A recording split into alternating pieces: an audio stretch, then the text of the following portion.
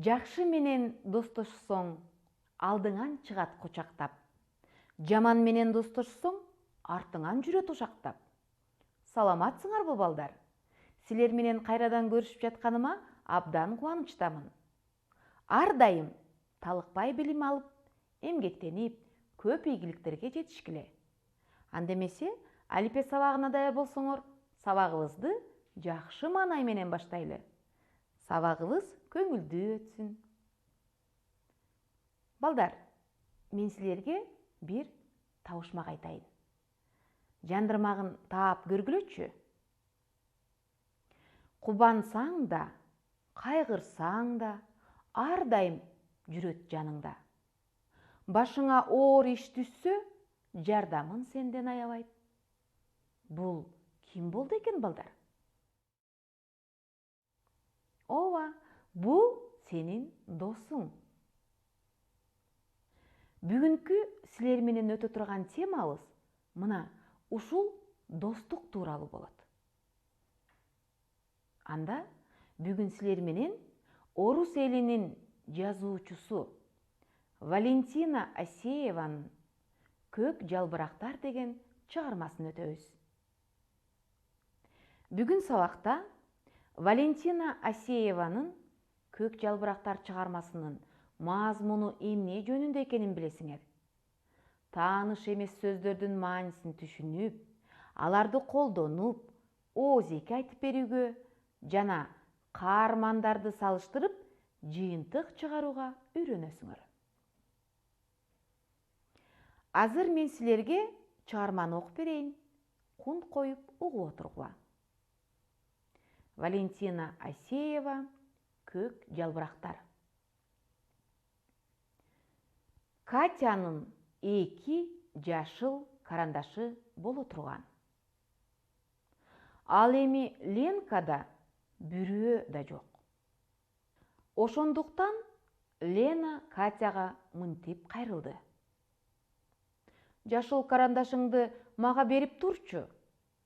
А Катя болсо, апамдан уруксат сурап көрөйүн, деди. Эртеси экөө мектептен жолугушту. Лена: «Апаң уруксат бердиби?» деп сурады. Катя болсо өкүнүштүү, үшкүрүнүп, мындай дейт. «Апам уруксат берди, бирок агамдан сурабай калыпмын». «Макул анда, агаңдан да сурап көр», деди Лена. Эртеси Катя мектепке келгенде: «Эмне болду? Агаң уруксат бердиби?»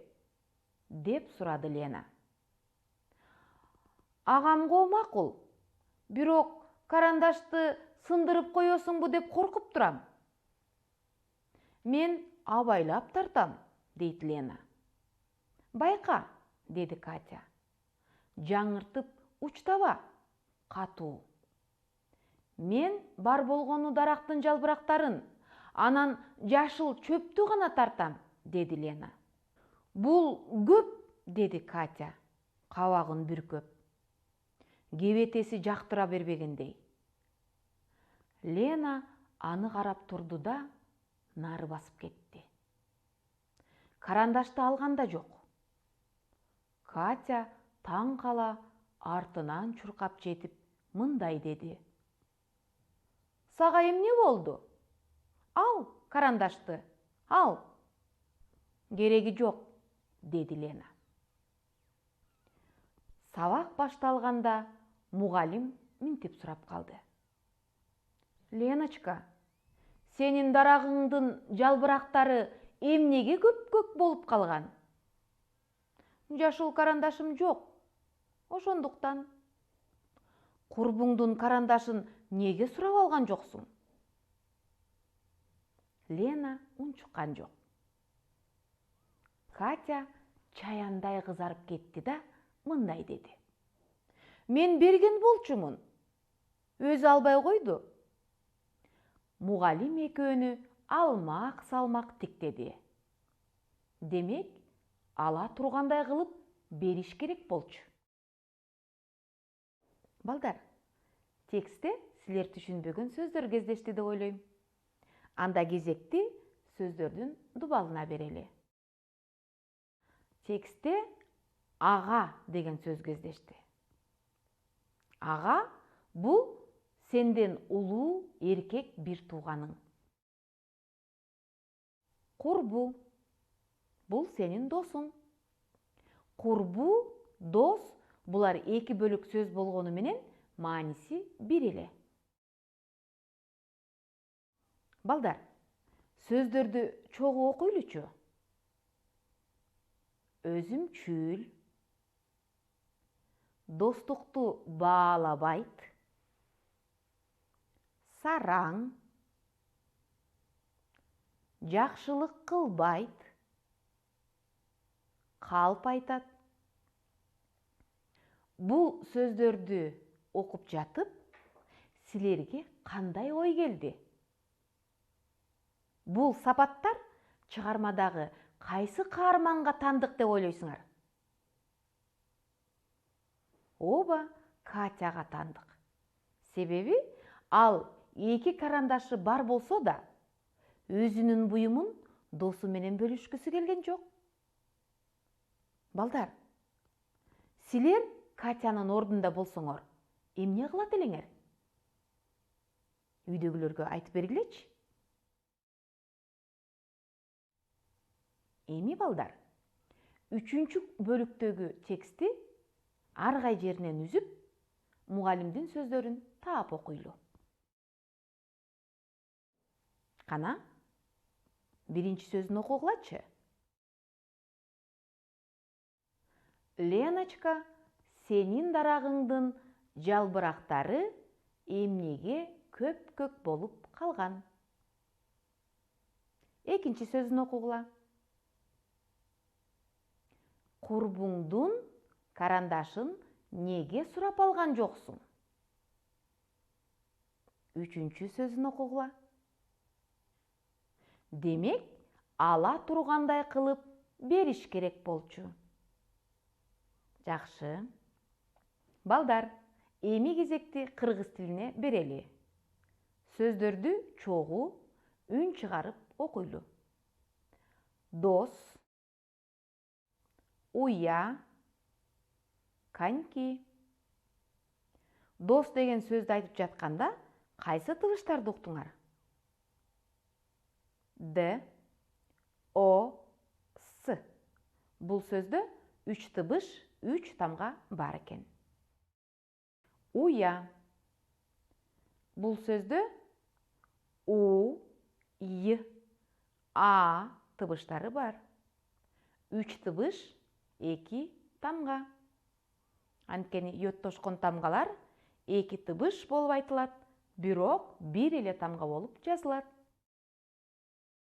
Коньки. Бул сөздө К, О, Н, К, И тыбыштары бар. 5 тыбыш, 6 тамга. Себеби ичкертүү белгиси тыбыш болбойт. Ал өзүнөн мурдагы тыбышты жумшартып айтууга жардам берет. Жакшы. Демек балдар, сөздөгү айрым үндөр тыбыш деп аталат. Тыбышты тамга менен белгилеп жазабыз. Тыбыштарды угабыз, айтабыз, тамганы көрөбүз, жазабыз, окуйбуз. Эсиңерден чыгарбагыла, биле жүргүлө. Эми сабагыбызды жыйынтыктайлы. Ал үчүн биз жабык суроолорду пайдаланалы. Ар бир сүйлөмгө ооба же жок деп жооп бересиңер. Жана туура вариантты тандайсыңар. Анда баштадык. Ленанын 2 жашыл карандашы болгон. Жок. Лена жалбыракты көк түскө боёду. Ооба. Катя Ленага карандашын бергиси келбейт. Ооба. Азыр туура жоопту табабыз. Катя карандашты кимден сурайын дегеди? Эжеси, агасы, апасы? Ооба, апасынан сурайын деди. Катя карандашын эмне кылат деп коркту? Түгөтөт, сындырат, жоготот. Туура, карандашты сындырып коет деп коркту. Катянын акыркы абалы кандай болду? Чаяандай кызарды, коркту, жинденди. Ооба, чаяандай кызарып кетти. Азаматсыңар балдар. Бүгүн силер Валентина Асееванын Көк жалбырактар чыгармасы менен тааныштыңар. Андагы ага, курбу деген тааныш эмес сөздөрдүн маанисин түшүнүп, аларды колдонуп, оозеки айтып берүүгө жана каармандарды салыштырып жыйынтык чыгарууга үйрөндүңөр деп ишенем.